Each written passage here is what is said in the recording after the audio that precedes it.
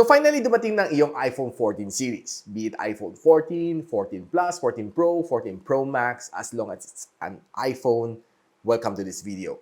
Today, share ko sa inyo mga accessories na kailangan ninyo to protect your iPhone, to charge your iPhone, and to give it some extra special care. Let's start.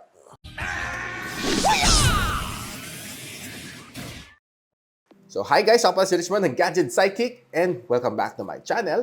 So I have here is an iPhone 14 Pro Max na dummy phone. To be honest with you, na-order ko na iPhone 14 Pro Max ko but still out of stock. So haven't really gotten my unit yet. But of course, syempre, nag-prepare na tayo ahead of time with all of these cases, this charger, and of course, itong charging cable. So right now, I want to share to you, since wala namang charger kasama si iPhone, ito, one of my highly recommended is from UGREEN. I've been using GAN chargers ng UGREEN for quite some time. And ito, palit ng paliit. And I got here is the UGREEN GAN charger, the Nexo Mini 30 watts charger. So this one for me is more than enough for my iPhone. So it's quite small, quite compact. And madali siyang bit-bitin, no? Probably the only thing na could have been for me, sana naging white siya. No? So kung naging white to, it would look a lot better. So kita natin ang UGREEN na logo here. And it's quite small. Very handy siya, ang liit. And pwede mo mapasa ng kamay mo, no? Ang liit. So definitely this one is a winning factor for me. Pwede mo iligpit to. No? So hindi siya matutusok kung magamit mo pag nilagay sa inyong backpack. Nothing will get damaged. And USB Type-C, definitely. So sa loob naman ng iPhone, kasama is C to Lightning. So for sure, this is very much compatible. So a little later, we'll be charging our iPhone 11 instead of the 14 Pro Max kasi since wala pa naman siya, napapakita ko sa inyo. No? Of course, together with the next item that I'm going to unbox is this one. Si UGREEN na PD Fast cable na C to Lightning. So, simple box lang siya. Okay? So, it's a 1 meter long na cable. 1 meter, I guess, it's more than enough na. Probably if you're using a power bank, could have gotten mga 50 kalating metro lang, no? Would be more than enough. Or a little bit shorter, mga 100 cm pa nga, pwede pa nga eh. As para hindi siya sobrang dangling. So, see? Okay. So, like I said, this is a braided cable. Ganda ng pagkagawa niya, no? And it's a lightning na side. This is the C port na side. So, kakabit lang natin dito. And lalabas mo ng ulo. And you're ready to charge.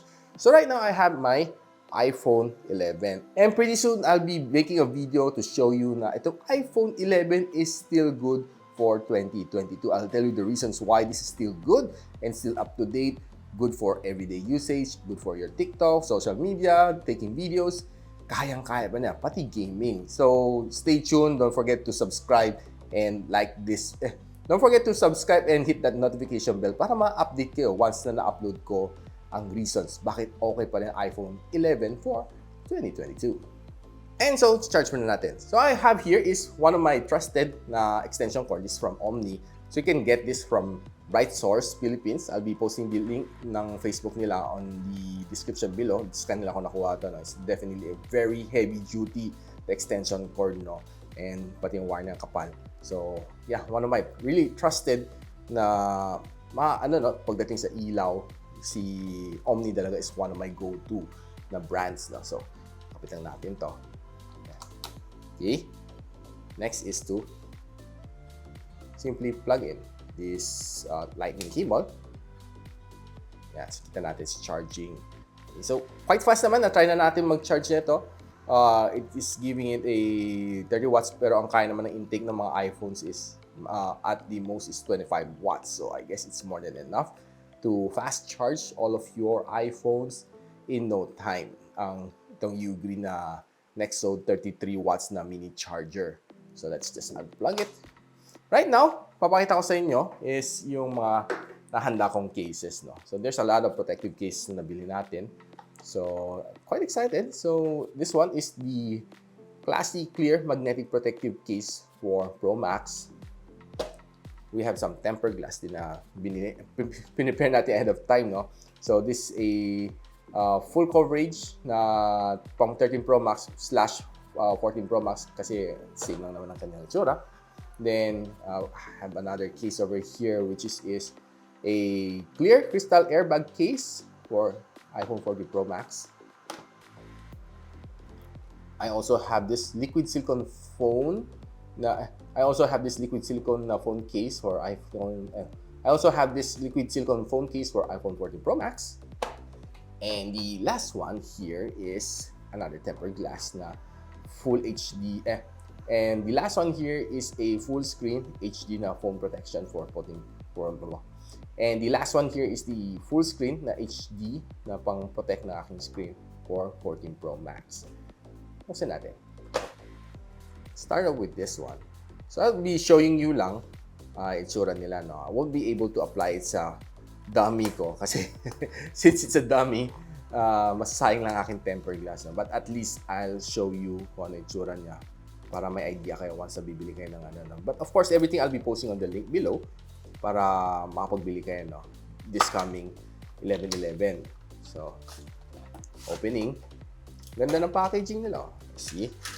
You can see here is the may pouch pa siya. Okay? So, nice. Securely packed. So, may 2 peraso siya, no? So, this is a full na tempered glass na meron ni UGREEN, no? For the 14 Pro Max. Quite tough. So, the second piece, there's another one over here. Okay, so backup in case. So, sa loob meron siyang mga panglinis bago mo kakabit. So, we have wet wipes, cleaning cloth, and of course, dust removal sticker that you need. And you have the installation guide. But ako, since I've been placing tempered glass and film since Nokia days, so I won't be needing this. So, those are the things inside. And plus, meron siyang guide dito, no, na this is probably for the noobs and beginners. Kakailangan niya ito, no. So, all you need to do is just simply pull your glass out. Okay? So, kakabit mo to. Ayan. Okay? After you use this, kakabit mo tong case ito. Okay? So, sakto yan. Saktong-sakto. It's just like a guide para hindi mag-move to the left, hindi mag-move to the right. Pero kung expert ka naman, I don't think that you'll be needing this guide. But of course, it's a plus if you have this guide para mas madali ang iyong buhay. So, ayos. I like this idea. So, next is to open the other tempered glass na nabili natin. So, full coverage siya. See kung anong pinagkaiba niya no, sa kanina.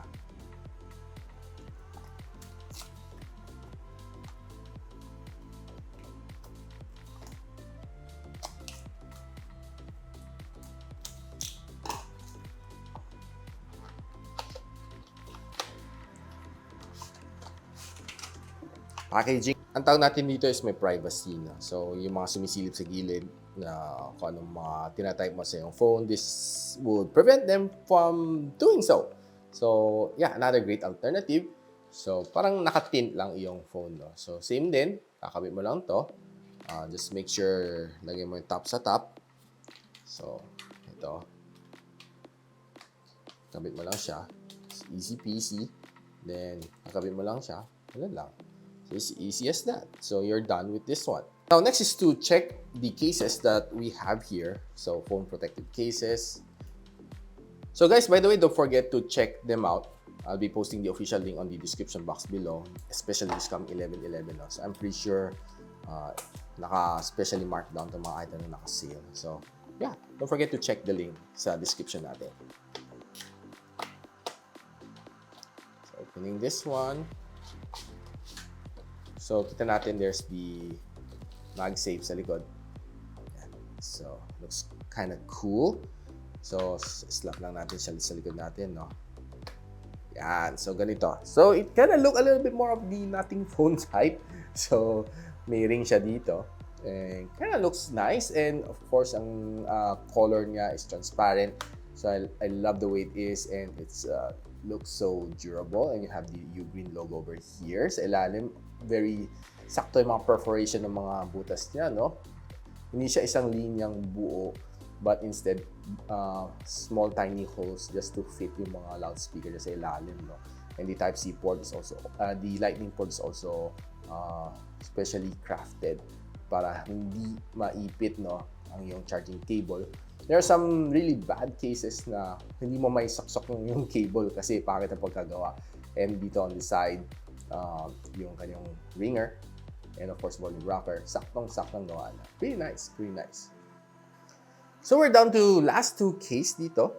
So this one is a crystal airbag case. So let's see kung ano nga ba itsura na ito. So buksan natin. Ooh, there's some stickers pa dito sa loob, Halloween. Nakiki-Halloween si no. There's other stickers din nakasama dito. It's kind of cute. So this is the airbag case. So probably this is what they mean kasi meron siyang mga bumpers dito sa gilid na definitely make it more durable. Lalo ko nalaglag yung phone. So this is how it's going to look like. Sinalpak nyo, no? Yan. So saktong-sakto. Looks very nice and yeah. Definitely is going to absorb some shock pag tumama sa mga pag gano'n na bagsak na corner, no? So definitely this one are going to protect yung phone nyo from the edges ng mga drops, no? Kasi ito yung pinaka-delicate na part, pinaka-mabilis mag-break, no, sa glass dito. Mostly makita mo dito mag-break. So having extra protection from UGREEN won't be that bad. And we're down to the last one. So let's see. Ito ay liquid silicone phone case.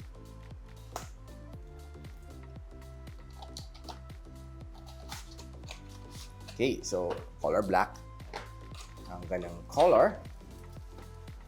So wala siyang free sticker sa loob, no? Ay, sa loob kakaiba, gamosa feel. Ito na, so gamosa feel na case. Sa labas, it's pretty much very smooth. Kakaibang feel nito, If you slap it to your silver na iPhone, it will simply look something like this. Makita mo lang yung camera mode sa likod and you don't see the Apple logo anymore.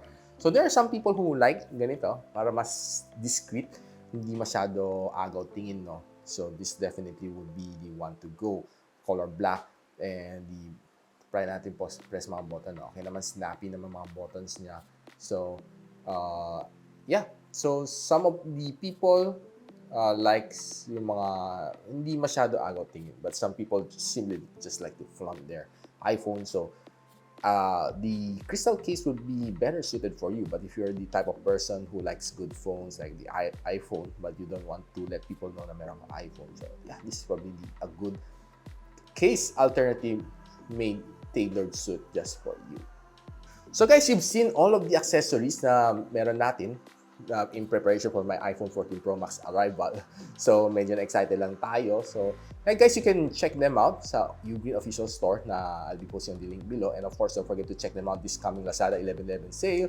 Everything will be on markdown. So definitely it's going to be a treat for every single one of us. So guys, if you like this video, don't forget to like, subscribe, and of course, click that bell icon so you don't miss any future uploads dito sa aking channel. And so, ako pala si Richmond and you're watching Gadget Sidekick. What's up?